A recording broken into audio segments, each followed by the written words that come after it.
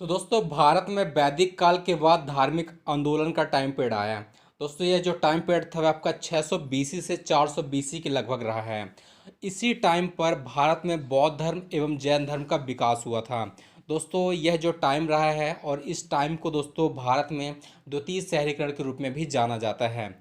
तो दोस्तों अब हम बात करते हैं गौतम बुद्ध से संबंधित। दोस्तों जो गौतम बुद्ध का जीवन रहा है उसके बारे में। गौतम बुद्ध बुद्ध धर्म के संस्थापक रहे हैं, आप सभी को पता है। दोस्तों इन्हें लाइट ऑफ एशिया के रूप में भी जाना जाता है गौतम बुद्ध को। दोस्तों यह एग्जाम में बहुत बार पूछा गया क्वेश्चन है कि लाइट ऑफ एशिया किसे कहा जाता है।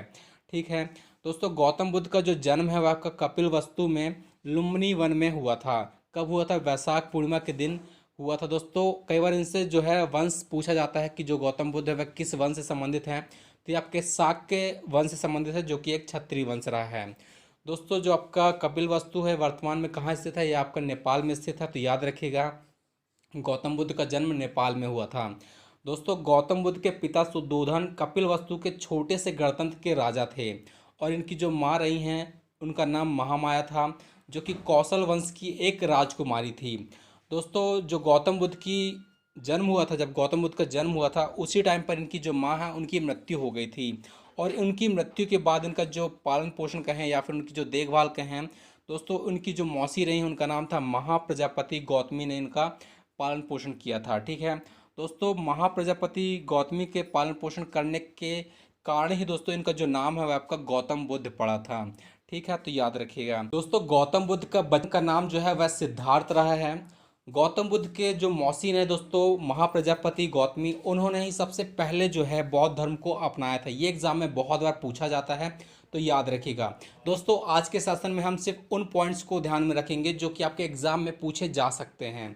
ठीक है दोस्तों, गौतम बुद्ध का जो मन है दोस्तों पहले से ही आध्यात्मिक की ओर था, जिसको लेकर इनके जो पिता हैं बहुत ही चिंतित रहा करते थे। इस वजह से उन्होंने दोस्तों जो गौतम बुद्ध है उनका 16 वर्ष की उम्र में यशोधरा नाम की जो कन्या या फिर कहें राजकुमारी थी उनसे इनका विवाह कर दिया था। दोस्तों 28 साल की जब गौतम बुद्ध की उम्र हुई तब उनको एक पुत्र हुआ जिसका नाम उन्होंने राहुल रखा था।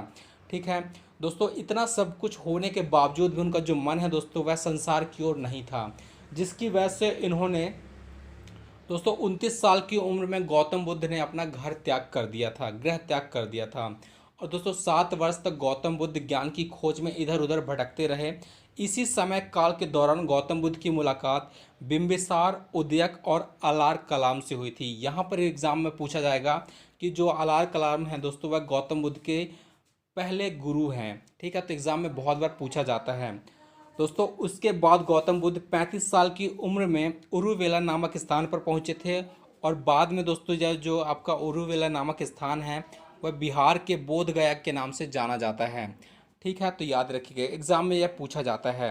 दोस्तों जो आपका उरुवेला नामक स्थान है यहाँ पर गौतम बुद्ध ने पीपल के पेड़ के नीचे ज्ञान प्राप्त करने के लिए समाधि लगाई थी और 49 दिन तक तप करने के बाद गौतम बुद्ध को ज्ञान की प्राप्ति हुई थी।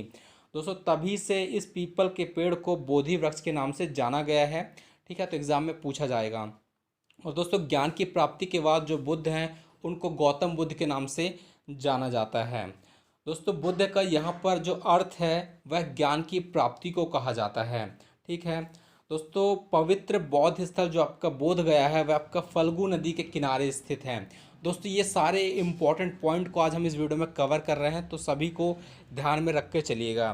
दोस्तों ज्ञान प्राप्ति के बाद महात्मा बुद्ध ने वाराणसी के समीप सारनाथ में 5 ब्राह्मण शिष्य को पहली बार उपदेश दिया था और इसी उपदेश को बौद्ध धर्म में धर्म चक्र प्रवर्तन कहा जाता है, या फिर इंग्लिश में इसको कहेंगे turning of the wheel of law. ठीक है दोस्तों, गौतम बुद्ध ने अनेक राज्यों का भ्रमण किया और उपदेश दिए थे, लेकिन मगध राज्य बौद्ध धर्म का मूल प्रचार केंद्र रहा है।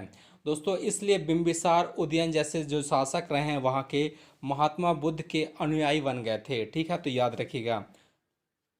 दोस्तों आगे बात करें तो जो महात्मा बुद्ध है इन्होंने सबसे ज़्यादा जो उपदेश दिए हैं वह आपके श्रावस्ती में दिए हैं। ठीक है, तो याद रखिएगा सबसे पहले उन्होंने दिया था कहाँ पर? सारनाथ में, लेकिन जो आपका सबसे ज़्यादा दिए हैं वह आपके श्रावस्ती में दिए हैं। दोस्तों बौद्ध धर्म के प्रचार के लिए महात्मा बुद्ध ने बौद्ध संघ की स्थापना की थी, जिसमें भिक्षु अपना घर छोड़कर अन्य स्थान पर निवास करते थे और दोस्तों जो है बौद्ध धर्म का प्रचार करते थे। तथा महात्मा बुद्ध ने इस धर्म जो आपके बौद्ध धर्म है उसके अनुयायी को दो भागों में विभाजित किया था। दोस्तों भिक्षुक और आपका जो है उपासक। यहाँ पर जो आपका भिक्षुक से तात्पर्य दोस्तों बौद्ध धर्म के प्रचार के लिए जिन्होंने संन्यास ग्रहण किया उसे भिक्षुक कहते थे। और गृहस्थ जीवन का पालन करते हुए जिन्होंने बौद्ध धर्म को अपनाया दोस्तों उसे उपासक कहा गया है। ठीक है, तो याद रखिएगा दोस्तों बौद्ध धर्म का विस्तार के लिए समय समय पर बौद्ध सभाओं का जो है आयोजन किया जाता था। और इन सभाओं को दोस्तों बौद्ध संगीति के रूप में भी जाना जाता है या फिर बौद्ध संगीति कहा जाता है। दोस्तों जो बौद्ध संगीति हुई हैं उनके बारे में यदि हम बात करें तो चार बौद्ध संगीति हुई हैं जो कि इम्पोर्टेंट है एग्जाम में। पहली जो आपकी हुई थी दोस्तों आपका 483 बीसी में हुई थी, कहाँ पर, राजगृह में। और ये किसके टाइम पीरियड पर हुई है दोस्तों, तो आपका जो है अजात शत्रु के टाइम पीरियड पर हुई है। ठीक है दोस्तों, नेक्स्ट आपका जो है 383 बीसी में हुई है जो कि वैशाली में हुई थी। और किसके टाइम पीरियड पर, तो आपको जो है कालाशोक, दोस्तों कालाशोक के टाइम पीरियड पर जो है सेकंड बौद्ध संगीति हुई है। थर्ड जो आपका है दोस्तों वो आपका 250 बीसी में हुई है, कहाँ पर, पाटलिपुत्र में। और यह अशोक के शासनकाल के टाइम पीरियड पर हुई थी। जो आपकी चौथी बौद्ध संगीति है दोस्तों वो आपका 98 एडी में हुई है जो कि कहाँ पर, कुंडलवन कश्मीर में हुई थी दोस्तों। तो याद रखिएगा दोस्तों यह कनिष्क के टाइम पीरियड पर हुई है। दोस्तों आगे बात करें बौद्ध धर्म में महात्मा बुद्ध जब 80 वर्ष के हुए थे दोस्तों तब इनका जो है 483 ईसा पूर्व में महापरिनिर्वाण कुशीनगर में हुआ था। ठीक है, तो याद रखिएगा एग्जाम में यह भी पूछा जाता है कि जो गौतम बुद्ध की मृत्यु हुई है वह किस स्थान पर हुई है। दोस्तों बौद्ध धर्म में बौद्ध धर्म का जो सबसे पवित्र त्यौहार है दोस्तों वह आपका बैसाख पूर्णिमा को ही माना जाता है, जिसे हम बौद्ध पूर्णिमा के रूप में भी जानते हैं। तो दोस्तों आज की वीडियो में हमने कुछ इम्पॉर्टेंट पॉइंट है जो कि आपके गौतम बुद्ध से संबंधित है उनको हमने देखा जो कि आपके एग्जाम के लिए बहुत ही हेल्पफुल हो सकते हैं। तो दोस्तों आई होप कि आपको वीडियो पसंद आया होगा। दोस्तों अगर आपको वीडियो हेल्पफुल लगा है तो प्लीज़ एक बार वीडियो को लाइक और शेयर करना बिल्कुल ना भूलेगा।